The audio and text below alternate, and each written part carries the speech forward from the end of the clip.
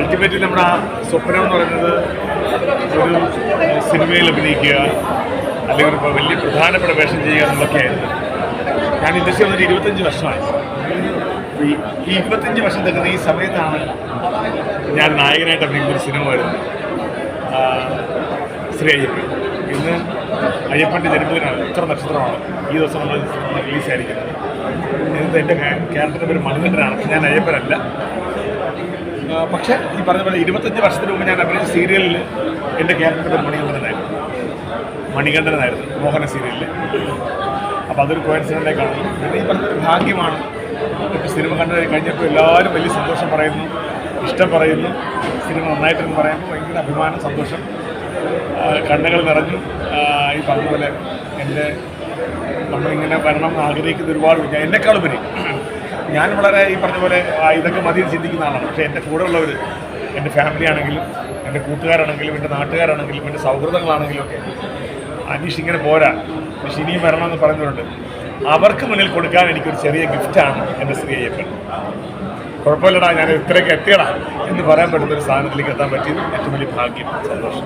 ശരിക്കും പറഞ്ഞാൽ ഞാനിപ്പോൾ ചെറുപ്പം തൊട്ടേ കണ്ടു വളരുന്ന ഒരു കുടുംബ പ്രേക്ഷകരുടെ ഒരു സിനിമാ താരം എന്ന നിലയിൽ ഈ ഒരു സിനിമ ഇതിപ്പോൾ എല്ലാവർക്കും ഇഷ്ടപ്പെടുന്ന ഒരു ഇതാണ്, എല്ലാവർക്കും. അപ്പോൾ അതിനെയൊക്കെ കുറിച്ച് പറയുന്നത് അത് വലിയ സന്തോഷമാണ്. കാരണം നമ്മളെപ്പോഴും എന്താ പറയുന്നത്, ഈ നമ്മുടെ സിനിമയുടെ പേര് ശ്രീ അയ്യപ്പൻ എന്നാണ്.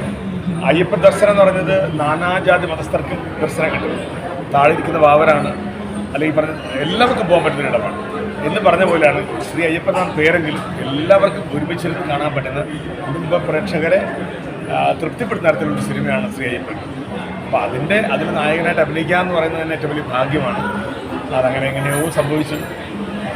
ഒരുപാട് നാളത്തെ കഷ്ടപ്പെടും. കാരണം സത്യം കൊതിയായിരുന്നു, എന്തെങ്കിലും ഒരു ദിവസം നമ്മുടെ ഒരു സിനിമ വരണമെന്നുള്ളത് നമ്മുടെ ആഗ്രഹമായിരുന്നു. അത്യാഗ്രഹം എന്ന് വേണമെങ്കിലും പറയാൻ വേണ്ടി. പക്ഷെ അതിപ്പോൾ സാക്ഷാത്കരിച്ചു. ഇനി ജീവിതത്തിൽ ഒന്നും ഇല്ലെങ്കിലും കുഴപ്പമില്ല. കാരണം ഞാനെപ്പോഴും വളരെ തൃപ്തനായ ഒരാളാണ്. പക്ഷെ അറിയാതെ എങ്ങനെയോ ഈ കഥാപാത്രത്തിലേക്ക് വന്നു, ഈ സിനിമയിലേക്ക് വന്നു. ആ സിനിമയുടെ ഭാഗമായി ഞാൻ മാറി, അതിൽ എന്താ നായകനായി മാറി. ഇപ്പോൾ സിനിമ ഇന്ന് റിലീസായി.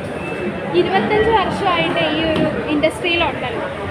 ഇപ്പോൾ നായകനായിട്ട് സാറിന് ചാൻസ് കിട്ടിയത് ഇപ്പോഴാണ്.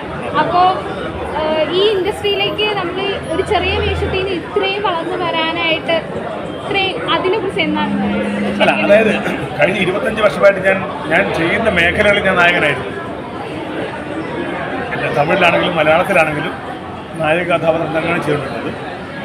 പക്ഷേ സിനിമയിലേക്ക് വരുമ്പോൾ എപ്പോഴും നമുക്ക് സപ്പോർട്ടിംഗ് ക്യാരക്ടേഴ്സും ആണ് വന്നത്. കടപ്പൊട്ടും ചെയ്തത് നമ്മുടെ ഈ ഉണ്ണിമൂന്നിൻ്റെ സിനിമയായിരുന്നു, ഈ പറഞ്ഞ പോലെ ഷെഫീഖിൻ്റെ സന്തോഷം. അതിനു മുമ്പ് ചെയ്തത് ശ്രീജിത്ത് പല്ലിയുടെ ചെയ്ത ഒരു സിനിമ ഉണ്ടായിരുന്നു, മണിച്ചേട്ടൻ നായകനായിട്ട് അഭിനയിച്ച സിനിമ, പ്രിയപ്പെട്ട നാട്ടുകാർ. അതിനകത്ത് മെയിൻ വില്ലനായിരുന്നു. അപ്പോൾ ഈ പറഞ്ഞ പോലെ ഇടയ്ക്കിടയ്ക്കൊക്കെ വരാറുണ്ടായിരുന്നു ഒരു ഓർമ്മപ്പെടുത്തൽ പോലെ. പക്ഷേ ഇപ്പോൾ പ്രധാനപ്പെട്ട ഒരു കഥാപാത്രം ചെയ്യാൻ പറ്റിയതിൽ ഭയങ്കര സന്തോഷമുണ്ട്. ഇടയ്ക്ക് കണ്ണുകൾ നിറയുന്നുണ്ടായിരുന്നു പല സിനിമ കണ്ടിരുന്നപ്പോൾ. സിനിമ കൊള്ളാമെന്ന് പറഞ്ഞപ്പോൾ ഒരുപാട് അഭിമാനം തോന്നി, സന്തോഷം. ഇപ്പം മലയാള സിനിമ മാറുന്ന കാലഘട്ടത്തിലൂടെയാണ് കണ്ടത്.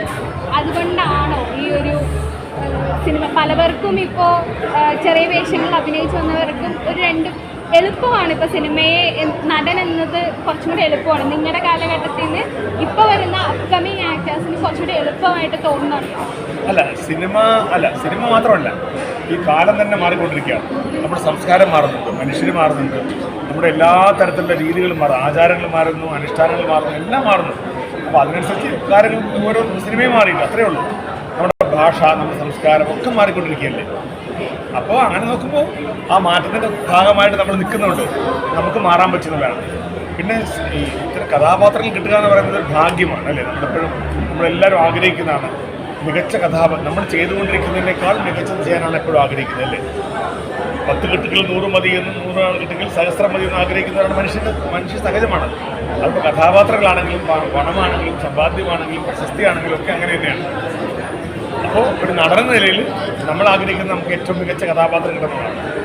അതിന്നിപ്പോൾ നമുക്ക് കിട്ടിക്കഴിയുമ്പോൾ വലിയ ഭാഗ്യം. ഒരിടയ്ക്ക് ഇൻഡസ്ട്രിയിൽ നിന്ന് മാറി ഒരിടയ്ക്ക് സാൻ പുതിയ പ്രൊജക്റ്റുകളൊന്നും കാണുന്നില്ലായിരുന്നു. അപ്പോൾ അത് മനഃപൂർവ്വം മാറി നിന്നതാണോ? അല്ല, അങ്ങനെ ഞാൻ ഒരു പ്രോജക്റ്റ് മാത്രം ഒരു സമയത്ത് ചെയ്യാറുള്ളൂ.